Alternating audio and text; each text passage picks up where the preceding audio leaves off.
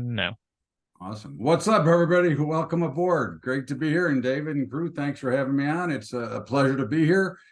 And today we're going to talk a little bit about options. Now, just full disclosure, I trade everything. If it moves and it's liquid, I'll trade it. But of course, I also believe heavily in education and learning how to trade and learning the right steps that you need to take. Today we'll talk about options and learning to trade options with me. Bubba, that is my name. That was my trading badge. I was a floor trader. And too many people spend more money they don't have to buy things they don't want to impress people they don't like. And, look, trading is about trying to find an edge, trying to put yourself in a position and trying to make money. Okay. You're not here for a party. You're here to make money and you're here to grind it out, because very much like games that you might play, poker, gin, bridge, or backgammon, those are mathematical games that if you are the better player, you will win over time. You will not win every time, but you will grind out and win over time, which is exactly why we want to teach you and make sure you understand the concept of trading, and in today's case, trading options. The disclaimer that I'm sure you've seen before, which is just past results are not indicative of the future performance. And the bottom line is I've been a professional trader for 44 years.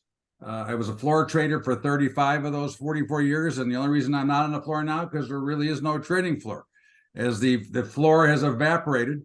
But I was one of the original market makers in the SPX. And the one thing I want you to know is that every single thing that I recommend, I am also in there with you. I do not believe in making recommendations unless I'm willing to make the trade. And you will very rarely ever hear me talk about trades that I didn't make, because I want to make sure that I can give you accurate information. And I do think that, we all hear this fancy advertising. We read it, we get it every day. We get pounded by the promises of billions tomorrow. And I'm here to tell you that's all BS. It is not a fact. And the big fact you must always recognize and know is that trading creates drawdowns. Every day is not a holiday. Every day is not Christmas. We're not going to make money every single day. We have to understand that markets, our positions, our portfolio will go up and down.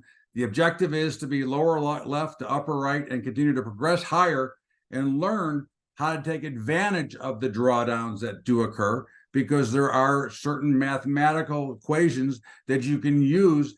And if you know that your win rate, for example, is 66% and you go into a small drawdown, it may be time to add to your positions. And these are things that we always want to recognize and understand. So we're understanding, not only are we understanding charts, okay, when we read a chart and how to understand the price action, but we also want to learn to read the same chart, which is our equity curve. That is no different than any other chart. It is built on action. And when you learn to understand that, you learn when you're at key points in a particular drawdown that you can take advantage and actually add to your position, because you're at the highest amount of probability to make money on the next trade.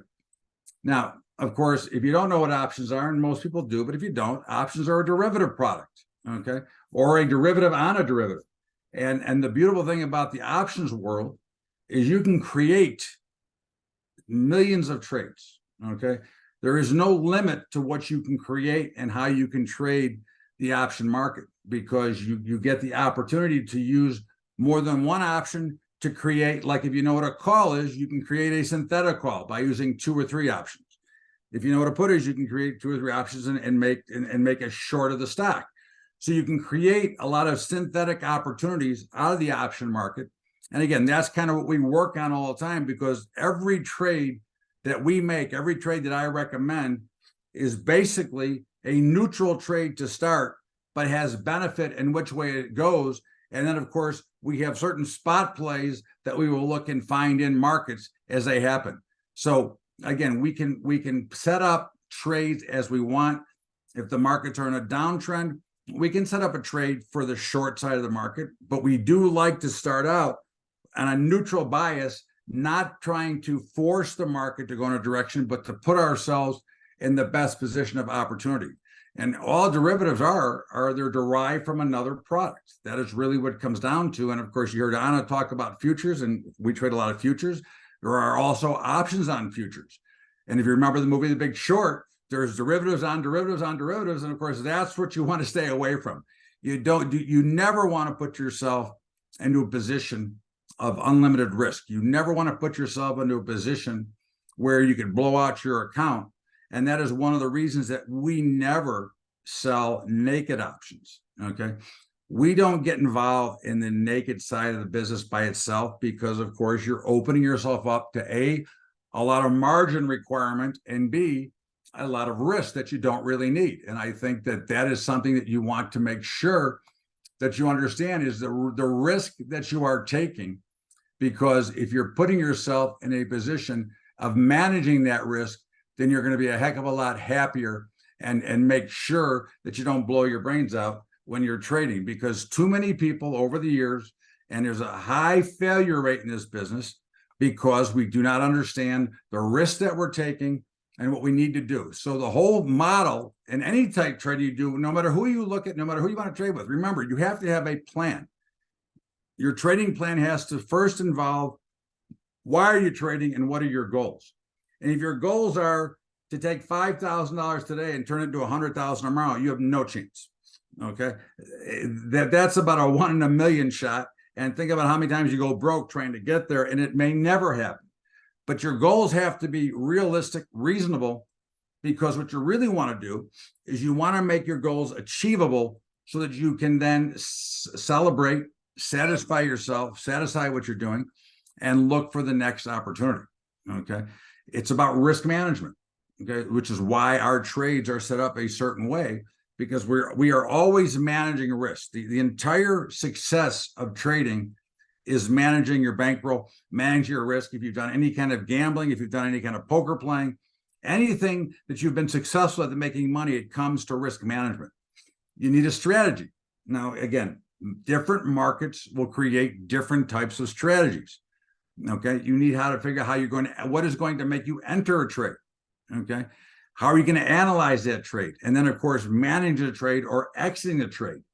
Now, I've developed and done things that I take a lot of the thinking out of the market, because a lot of the trades that we're going to make that you'll see today are automatic. The next step is always an automatic step. What you're going to do, how you're going to get there.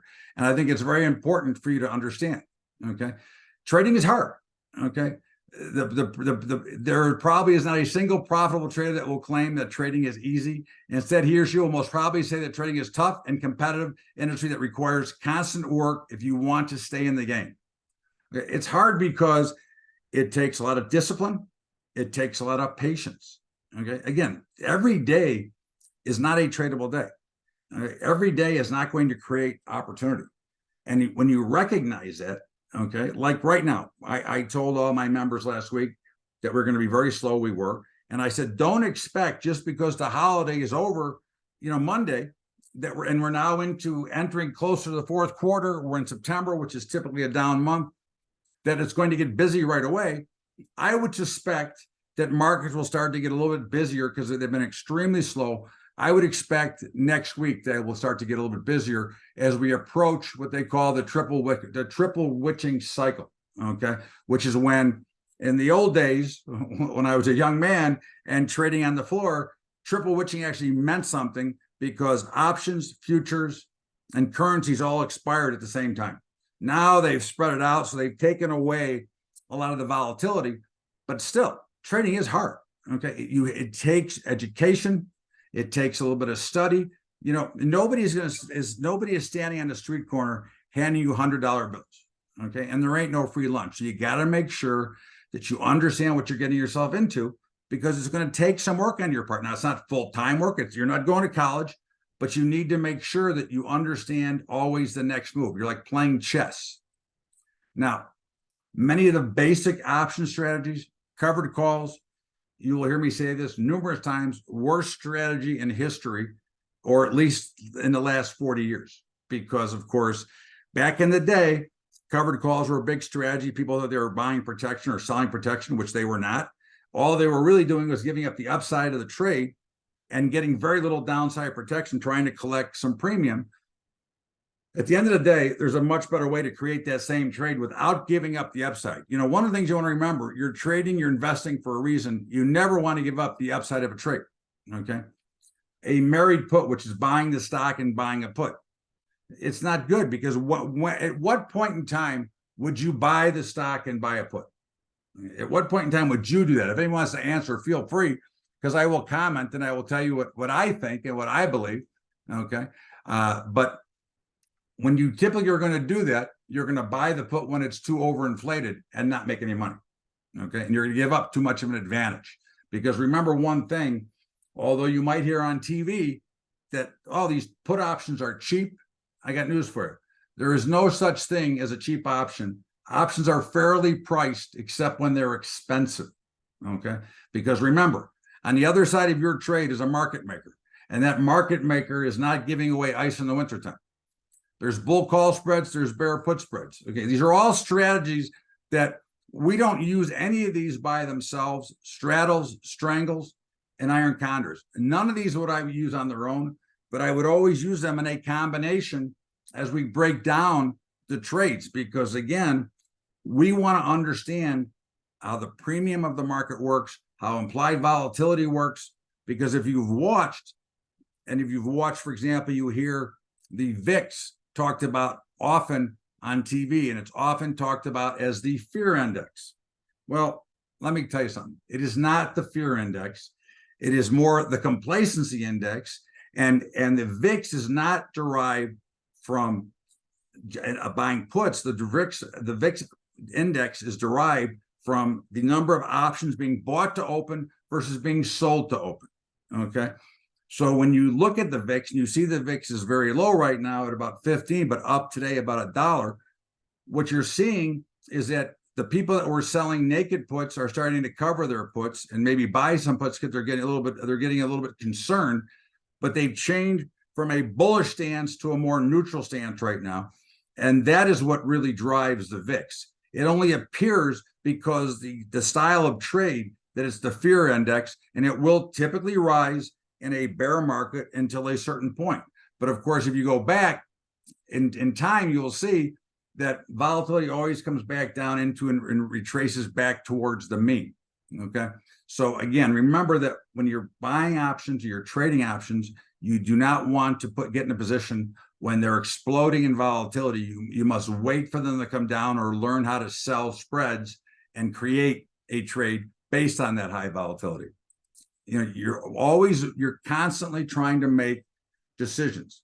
And what are your decisions that you're making? Well, you're making decisions on what is your view of the market? What do I think is going to happen? Okay. By the way, those are just trades clicking off. If you hear that sound, sorry about that, but I have some open stuff. You know, if I look at this market here, what am I seeing in the S&P? I'm seeing a market that is in consolidation. Okay. And I don't use, you see my chart, I don't use any indicators. I use what I call and what I teach is the phases of the market. And I can see clearly that this market is in consolidation. So what am I going to do when it's in consolidation? Well, it's a very tough time. Consolidation is the greatest time of uncertainty. It is the hardest time for people to function because markets will run up to a certain point and new money will come in and push it back down, and they will run down to a certain point and new money will come in and push it back up. And that's what you watch when you see a market in consolidation.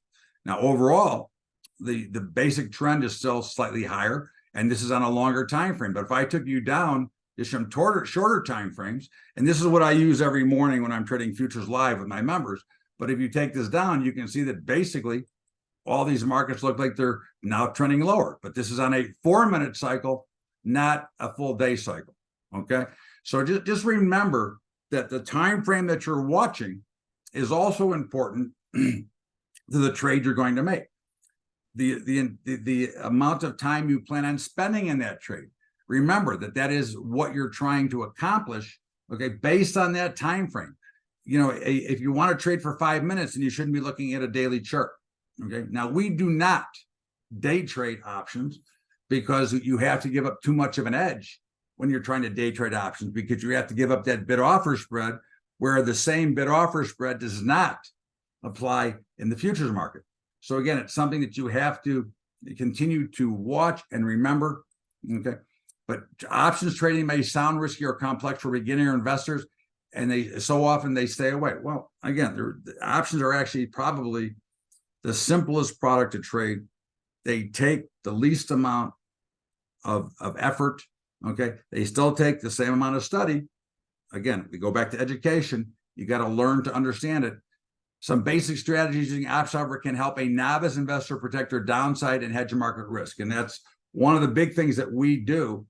Okay, and one of our classes is hedging your portfolio. In fact, I'm doing a hedging webinar on Saturday, but it's again to protect your portfolio and allow you to stay in the market to compound your portfolio while not getting out, because we do know that markets statistically go up 8.5% year over year. So the bias to the upside is higher, which is why whenever you hear somebody say to you, well, you know, I'm scared, I want to get out. Well, think of it this way, okay? Historically, the markets go up 8.5% year over year. Okay, now when I'm trading, I don't really care about that statistic, but when I'm investing, I want to be able to compound my portfolio. Okay, here we look at 4 strategies: long calls, long puts, covered calls, protective puts, and straddles. Options trading can be complex, so be sure to understand risks and rewards involved before diving in. Okay, well, the first thing you got to understand is yourself. Okay, the psychology behind the market, because everybody experiences fear, greed, hope, the whole kit and caboodle, as they say. But what we have to remember is if we remain calm, if we remain very relaxed and just matter of fact of how the markets, and that's really what you have to learn first, is how to overcome that psychology part of the market, because too many people have made too many bad trades based on emotion. Have any of you ever experienced the FOMO trade, you know, the fear of missing out? Or have any of you experienced the panic or the fear trade? And there's no reason to do either, okay? Because if you know one thing we know for sure, okay, that if a market is going down too fast, there's a greater probability that it will retrace to the mean. And if it's going up too fast, there's a greater probability that it will retrace to the mean. And for those of you who have heard of Bollinger Bands, now I don't use them, but I do show them on my screen. Hold on. Naturally, when I need, think of something, they lock me out. Hold on. One second for a minute. I thought it was up and running, but naturally, when I need it, it's not there. Okay. Now I do use the Bollinger Bands to teach with. Okay, because what happens is, so you understand, it's a better graphic. Okay, so if I look at this right now, I'm in the middle of nowhere in the YM future, okay, which means I'm somewhere near the mean. Okay, now the Bollinger Bands, you work on 2 standard deviations up and 2 standard deviations down from the mean. So when we get to a position overbought or oversold, there's a great probability that there'll be some retracement to the mean. So if I change this time frame, okay, and you can see that we were very oversold, okay, and of course, what did you get? You got a bounce from oversold into back to the mean. So now we're floating back around the mean on a short time frame. If I change this time frame, okay, let me just change this to 15 minutes. Okay, so what do I got? Well, I got the same thing. I got oversold. I got a retracement into the mean. Now, everybody's wondering, well, why don't I just use these? I can make a fortune. Well, because the mean, the numbers keep moving, right? If the market is turning lower, the mean is dropping with it. So even if you bought, okay, when we were oversold up here, which you were been oversold for almost 2 days here, guess what? If you sold it back when it got back to the mean, you'd be a big loser. But it does help you recognize, and hopefully it will help you stabilize your emotional status, because the worst thing you can ever do is chase a market up or chase a market down. It will never do you any good. Before you make a trade like that, you want to sit back, take a deep breath, and say, what should happen from here? And relax before you make that decision, because I will guarantee you, more often than not, when you're getting ready to panic sell, you'll get a better opportunity to sell later if you really want to sell. And the real question is, do you really want to sell or do you really want to buy? And before you do either, make sure that you think about it. Why is risk management so important? Because listen, in this business, what is your inventory? Okay, your inventory is your money. Okay, your capital. That is what we are focused on. Our money is what we deal with. Okay, that is how we live. That is how we make more money, by using the money that we have. Okay? If we do not use that, then guess what? We end up with none. Then we have no inventory, so we have no product to deal with. So you must always worry about the risk. That is the number one thing in trading after you've mastered your emotions, okay, is the risk that you're taking. There's different strategies. Listen, there's, like I said, there's millions of different strategies, okay? But, I think you look for things, and just for transparency, I'm committed to creating a complete book of actions for Bubbisms. You'll learn and understand everything is now number 3. And that's things that I talk about all the time, because these risk things and these factors are very important. Now, we typically focus on using calendar spreads or weighted double diagonals. And the key is to know when to roll and how to roll them and what you look for. Well, what is a calendar spread? What is a weighted double diagonal? And again, there's different names for all of these things, okay? But what you're looking to do is you're really trying to set yourself up in these types of positions, okay, to say, hey, I want to put myself in a position of neutrality, knowing that if the market sits still and consolidates, I can make money. If the market goes up a little bit or down a little bit, I can make money. And my only exposure on a calendar spread is if it goes too far. And then what is my true risk? Does anybody know what your true risk is on any options trade? Does anybody know what that is?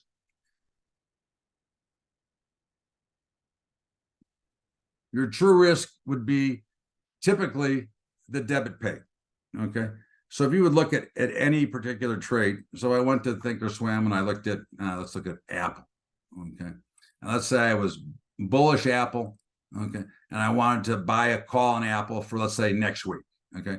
So let's say I bought the 182.50 call, okay? So what is my risk there? My risk there is $315. That's my maximum risk. That's all I can lose. But remember that basically, if I buy the 182.50 call for next week, in true real value, what is that worth today? Okay. What is the 182.50 call worth in real money today? Well, to figure that out is all you do is subtract the strike price from the stock price, and that would give you approximately 59 cents. So you're paying $3.15 approximately for something that's worth 59 cents. So what you're really doing is you're buying time, okay? And of course, time will change with volatility. The time itself doesn't, but the interest in the market changes. So how do we discern what is the market expecting and what is the fair price? Okay, because there is something that gives you what is fair. Okay, now as we look, okay, at Apple trading here and at the 182.50, so if I decided to say, well, how far, what are the expectations for Apple here? So if I go, okay, how do I figure out what the expectations of movement are? Well, what I really do is what you would do is you would look at the at-the-money straddle, okay, which is the call and the put at the same strike, and you would multiply that by 1.07. And everyone wants to know, well, what is 1.07? Well, that is actually out of the Black-Scholes model, which is how option pricing works. But as a floor trader, we didn't have time to look at charts or look at models. We had to make a decision and make a market in under a second, okay? And most of the time, a lot of the times that included, in my day, converting fractions to make a market. But if you wanted to be in business, you had to make a market. So we had to know what expectations were, because the market will tell you what are the expectations of movement. So I know that based on the straddle trading at $5.52, Apple is going to move approximately $5.80 up or down in the next week. Okay. Now, if you have Thinkorswim, that does the work for you. It shows 614. Now, their numbers are a little bit off because they're accounting for a lot of these out of the money options, which are basically worthless. And most of the time they're off price, because until somebody wants to trade them, the market makers don't care where they're traded. But I can do this on any time frame, and I can go out to any time I want. I go out to November. Of course, naturally, it doesn't trade there. So let's go to see if it's in December. Okay, those strikes aren't trading. So I'll just change the strikes because it doesn't really matter. It's going to be the same. So if I go out to December expiration, I know that Apple between now and December is going to should move based on current volatility, should move about $19 plus or minus. Okay. Again, we don't know which way. We just know that the pricing mechanism tells us that it's going to move that far. Okay, and that can change if volatility went from 24 to 48. What would happen to this straddle, this at the money straddle, and what would that do to the expected movement? Anybody know?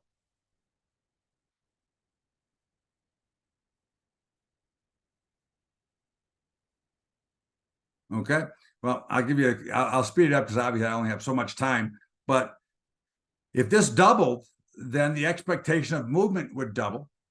Okay, and the price would go from $17 to $35.40. Okay, and if it got cut in half, everything would be cut in half because it is directly correlated. And what you will learn is that the put side and the call side are exactly the same as far as volatility, and there is what they call a delta. And the simple definition of delta, besides, if you know what delta is, which is the amount that the stock is supposed to, the option is supposed to move for every $1 move in the stock. And in this case, if you buy the call and the stock goes up $1, it's your options go up 54 cents. But basically, you know that the at the money is going to always be what they call the 50 delta. And the easy way to remember it is that is really the amount of shares of stock that you are representing. Okay, so as you look, you can go to any trade, and what you will start to see as you get into earnings season, okay, you will see stocks that will suddenly be trading at a volatility of 30, 32, 33, 34, and suddenly it jumps up to 42. Okay, so I know, and you'll know now, that means something is going to happen. I'll put the SPX up for you, no problem. Something's going to happen this week of September 29th. Okay, there's something happening that week, and they're already telling you now that it's going to happen. Well, I happen to know that it's earnings, but if you didn't know, you would go and look for what was the news item. In the first place, you would always look for is earnings, and of course, earnings are on the 27th of September, with hence the spike in volatility. The SPX. Okay, so if I look at the SPX, it's the same model, doesn't matter. Okay, if I go to the at the money straddle, which is a 44, we'll use 44.55. Same, either the 44.50 or 44.55. Okay, and the straddle is trading at $66. So the expectation of movement in the S&P is 66 plus 7, about 70 points, 72 points, plus or minus, up or down in the next week. Okay, next 8 trading days. Okay, so that, again, doesn't matter what you're looking, they're all the same. Options are all the same, no matter what you're looking at. You're looking for what are expectations. You're looking for what the volatility is. And you can see how low the volatility is here on the SPX versus the volatility on Apple, which is 24%. Or you take a stock like a Tesla, and you'll see a volatility of probably close to 40 or 50. Okay, there you go, at 50%. Okay, so again, does it mean that Tesla is overpriced? No, it does not mean. What it means is that each stock, each index will have a volatility that is fair for that stock or that index. Okay, one thing has nothing to do with the other because each individual stock, I think the simplest way to think about it for everybody is if you look at something and you say, if I look at Coca-Cola, okay, what is the likelihood of something, some news item or something dramatically affecting Coca-Cola in the next any amount of, pick a period of time, okay? And the probabilities are very low, okay? Versus if I go Tesla or I go, some biotech stock that's thinly traded, the probabilities are much higher, okay? So that's what we're understanding. And of course, we don't want super high volatility. We don't want super low volatility. We want that sweet spot in the middle where it creates a lot of price action, or what we like to call in the business two-way trade. Okay, so we look at these different types of trades, and okay, calendar spreads are weighted double diagonals, and then rolling, and then understanding. Well, here's a trade. This is a live trade that we're in this week. We put it on yesterday. Okay, and we bought a weighted double diagonal in Google. Okay, we sold the 138, 132 call and put, 138 call, 132 put. We sold one each. Okay, we bought two each of the 140 calls and the 130 puts. Okay, we paid a total of $9.98 debit for that trade, which means that I have a $998 risk today on that trade. Okay. But of course, really, that is impossible. I could have that much risk on this trade because the stock isn't going to expire until October. Okay. There's going to be some movement. And guess what? If there's not any movement, what would I do? Well, what I would do is I would simply go, okay, so I've got Google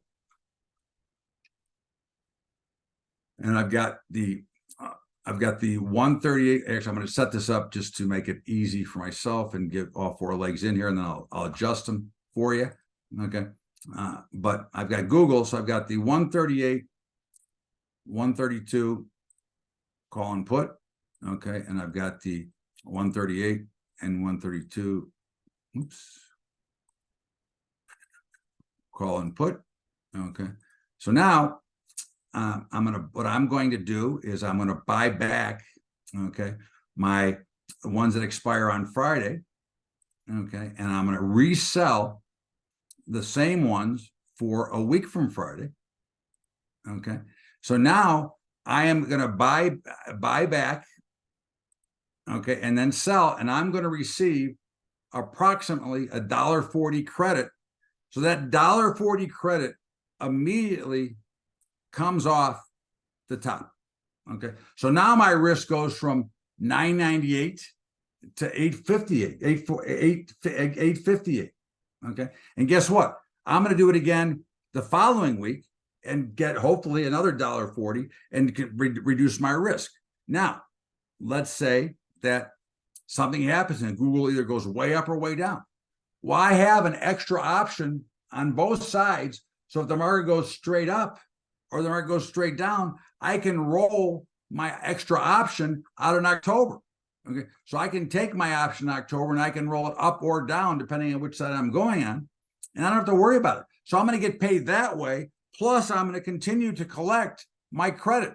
So as I said earlier, we're going to know exactly what to do. And what do we know? We know that we have this trade on and that we're already working the roll for next week from this Friday to next Friday to collect a credit. Okay. The stock is somewhere in the middle. So I'm going to be able to trade this, collect each and every week. Okay. And continue to reduce the amount of debit that I have involved, reduce the risk. And mathematically, if I could just collect the $1.40 every single week, I've got 44 days, which is 6 weeks. Okay. If everything worked perfectly and nothing happened, I would still make a little bit of money. Okay. If I get some movement, either up or down or both, not only can I make money on the weekly credit, but I can make money on the extra option as well. And of course, we can do these a number of different ways and a number of different times and using how far out we want to go. And one of our most popular trades we're using right now is using the spiders and the Qs. And of course, if you're not familiar with the zero day to expiration trades, these have expirations every day. Okay. So every day we get to roll forward and we put on a trade that can be, whatever the debit happens to be, but every day we're rolling to collect and we're reducing that debit. Now, again, our first job is to reduce the debit of what we're trading. Here's another trade that we have on for this week as well, which is Twilio. Okay. And again, we use these trades to continue to collect while waiting and looking for some potential movement. But if they don't move, then we're still going to be able to collect and reduce the debit, putting ourselves in a position of potential profit. Okay. And that is something that's very important because we've made money just about every week. Okay. Not always a lot, but again, what I'm first concerned about is what? My risk tolerance. And every day from me, you will get an update. Okay. It will show you exactly where we are and where we stand on our trades.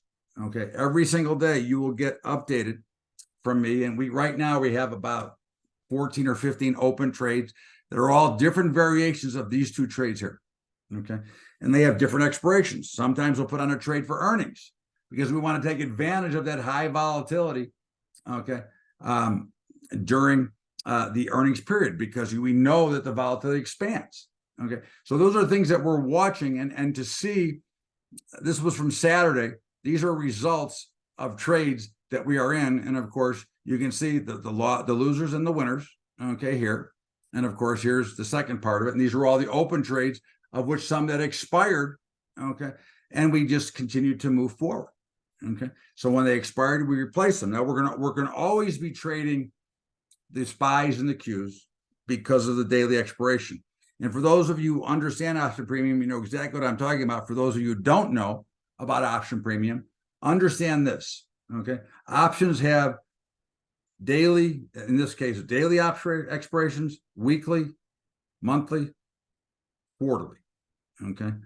The sum total of the daily options will always be greater than the weekly. The sum total of the weekly will always be greater than the monthly, and the sum total of the monthly will always be greater than the quarterly. Now, you have no idea what a big edge this came to the average retail trader. When I first started trading in 1980, okay, we only had quarterly options, okay? Now you can pinpoint things. You can sell a lot more premium. You can create and take a small account and create a lot of premium and create a revenue generating income stream. Again, the income that you're going to generate can only be in percentage to what you're willing to put up at risk, okay? So you're opening up with a $2,500 account, you can't expect to make $2,500 a week, okay? On a $2,500 account, you can look to make, you know, $100 to $150 a week, okay? You know, again, you don't expect billions tomorrow.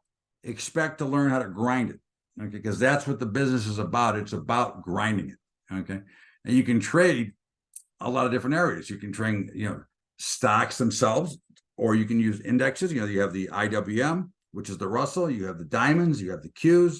You have the SPY. Okay, you can use futures to trade options with, because again, it's the same thing. You know, options and the equity side are all standardized. Okay, in the future side, they're not as standardized. So you have to be very careful if you're going to switch over to the future side, because again, they have different kinds of setups depending on what the products are that you're trading. But in options, one option equals 100 shares. Okay, you can sell it or you can buy it. Okay, if you sell it, you can sell it for a credit.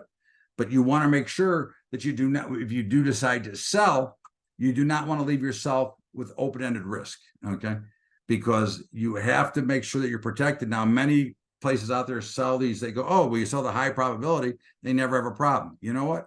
I've learned one thing in my life. There's always a problem. Okay, nothing is ever as easy as it's made out to be.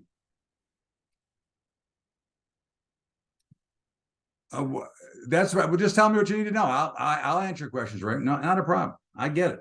Okay. I'm trying to cram down a lot of information in a short period of time. Okay. But again, what you want to remember is that we do start from the very basics. Okay. And part of what I do is every Saturday morning, okay, at 9 Eastern, we do a training session. Every Saturday. I've never missed one yet. Okay. Every Saturday, we do a training session.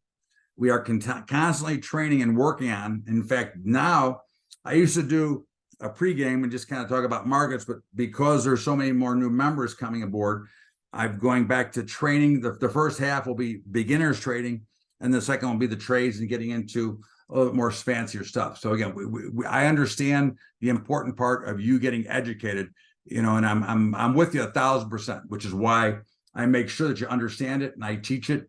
And of course, I have a chat room that my others are in talking, okay, and also helping. You know, everybody who's on the Bubba team, okay, all the members are helping other members to make sure that we're all on the same trades, because even though we're friendly competitors, we all want to make money, okay. And of course, the distribution of options, I think, is important. You know, a lot of people don't understand this, but the key metric in the option market is the at-the-money option. That is the truest, fairest. It's a true 50-50 proposition.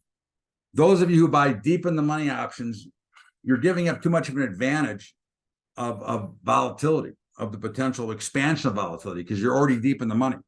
Those are buying way out of the money options are just giving up money, because the probability of those coming in is so slight that you can never overcome what you paid for them, because you're always overpaying for them. Okay, but it is understanding that the key to options trading is dealing with options at the money. Okay, that is the key area and what you want to deal with. Now, risk graphs, you will never see me use these, but I show them here so you can have an understanding of what can happen. But what you need to know is in your mind, when you put a trade on, what is your exposure? What is your risk? So when I go back to the Google trade, okay, I know that the risk here is $998 to start with. Now, I also know that because I'm going to be selling against it every week, because these are different dates, that there's opportunity all the way across to make more money. And I know for 100% certainty, not a 1%, but 100% certainty that I'm going to be reducing that debit on a weekly basis. Okay, that cannot be argued. And there's no way to stop that, which is the beauty of what we try to trade. Okay, but these risk graphs do show you. Now, again, if you put in a trade I just showed you, it does not compute well on a risk graph. Okay, because risk graphs don't go over time. And too many of you have gotten used to using these things, which are really, in my opinion, worthless. I mean, the last time I ever looked at a risk graph was in 1982. It was called a Schwarzschild. Okay, but what trading should I use? Well, buy calls or puts? No. Sell calls or puts? No. Buy debit spreads? No. The one trade that you always want to be able to do is selling credit. Okay, which is exactly what we're doing. Now, we may be paying a net debit, but we are selling credit. But for those of you who understand a little bit about options, let's just say I wanted to get long. I thought the spider was going up. Okay, so I'm going to buy a spread. So let's say I bought the 442. Let's see, vertical. Let's say I buy the 442.44, 445 vertical spread. Okay, so I'm paying for this spread $2.04. Okay, I can only make 96 cents. It can only go to $3 maximum. Okay, so I'm risking two to make one, basically, versus if I sold the put spread, okay, instead, excuse me, if I sold the put spread instead, okay, I'm getting a collection of 98 cents. Okay, I don't need as much movement as you need. Okay, and here I am, I'm going to get the same difference, but I don't have as much risk as you do because I don't need the movement that you need. If it goes up, I make the money. I get to keep the credit. Okay, and it's something that you want to learn to recognize that I have a limited amount of what I can lose. So I know I'm not open-ended to risk, but I also know that I need less to happen than you do in the same trade. Okay, and I can also learn to create, if I really was bullish and wanted to cut down some of my exposure, I could sell a deep in the money put spread.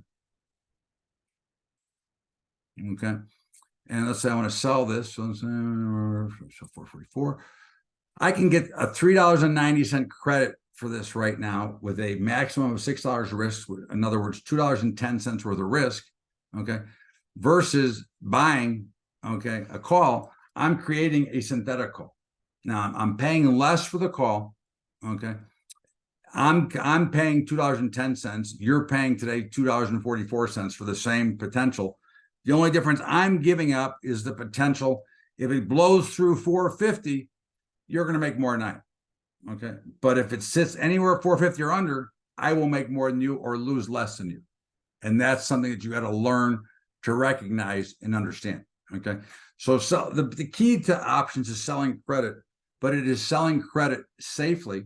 It is selling credit because you're collecting. You're like an insurance person. You're collecting money. Okay, but you have to cover up the risk. You have to underwrite it by selling the spread instead of selling the naked. Okay, you don't want to sell somebody life insurance who's going to drop tomorrow, unless if you only have one policy to sell.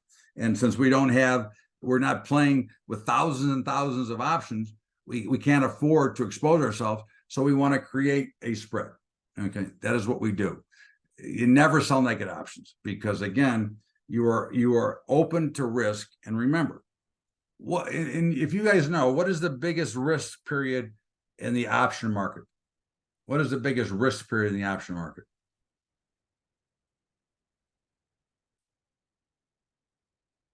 Anybody? Overnight, when the markets aren't open. You ever seen these big moves overnight that you can't participate in? Okay, and you're stuck, you're in a trade. Now I will teach you how to get out of some of those trades overnight. I actually will teach you in our classes how to trade options when they're closed, because there's a way to do it if you know how to do it, and that's by using the stock. But that's something for another day. Okay. And again, I want you to make sure that you have a good understanding, and that's what we do. That's what we teach, right? Risk, psychology, the right type of trades, because my trades make as much as anybody else. Okay. But I don't take anywhere near the risk that anybody wants to take, because I don't believe in it. And that also means what? You have to be in liquid positions. You cannot be trading liquid stocks. Okay. Those will hurt you very poorly, very badly. Formal education will make you a living. Self-education will make you a fortune. And of course, this is what the trading world is about. You know, when I went down to trade, I had no idea what trading was. I had a job, and they told me I was too young to promote me. So I told them, let's take the job and shove it. And I went down to the trading floor. And of course, I've been there for 44 years now. Well, I'm still a member, but there is no more trading floor. But at the end of the day, again, you want to always put yourself in the highest probability position. You are an actuary, if you know what that is, which is what insurance uses to calculate the mathematics to underwrite a policy. You're creating yourself into an actuary so you can put these businesses on with confidence, okay, and understand, yeah, they're not all going to win, okay, but overall, no matter what the debit is I use today, I'm going to reduce my risk, okay, number one. Number two, I've got protection in case the world comes to an end. And number three, depending on the trade, I can benefit from either side of the market. I just want either no movement or a lot of movement, okay, and that is something that if you work on, you'll become proficient at it. But trust me, it isn't that hard. Okay, it sounds complicated because I'm throwing a lot of things at you, but it is rather easy, especially when you have somebody who's willing to teach it to you each and every week and each and every day. Okay, because of course I answer a lot of questions even on a daily basis, because we're making sure that we have our trade set up right. We know when to roll. You know, we continue to learn.